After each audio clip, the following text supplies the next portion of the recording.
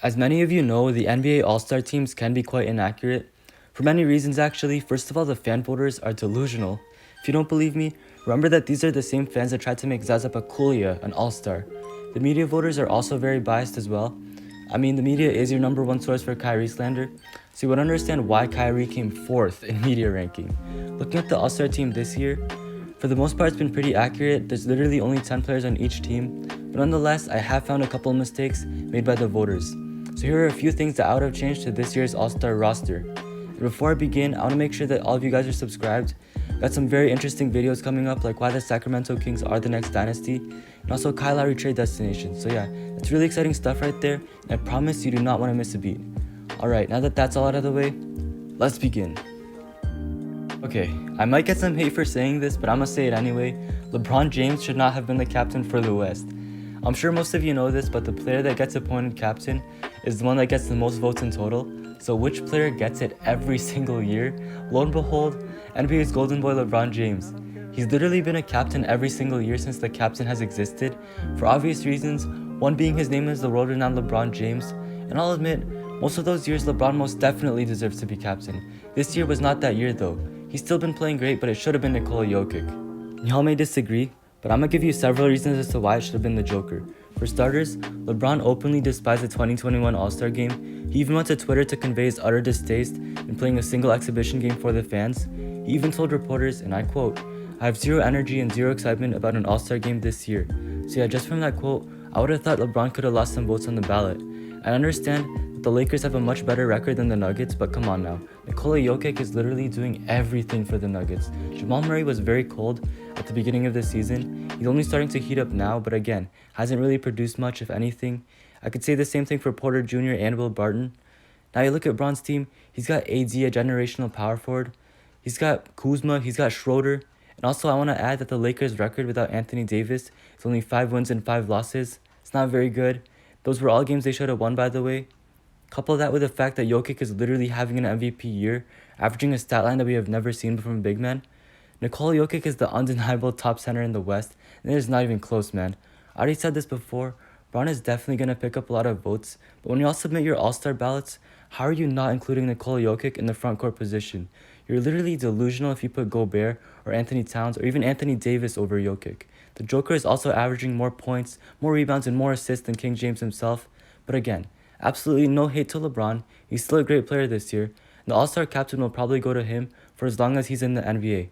But it wasn't really close either. Bron got like 1 million more votes than anyone in the front court position. But man, y'all are sleeping on the Joker, bro. Should've got more votes. Staying in the West, but onto a more popular opinion, Damian Lillard should have been a starter over Luka Doncic. And look, Luka is one of the more likable and popular players in the league.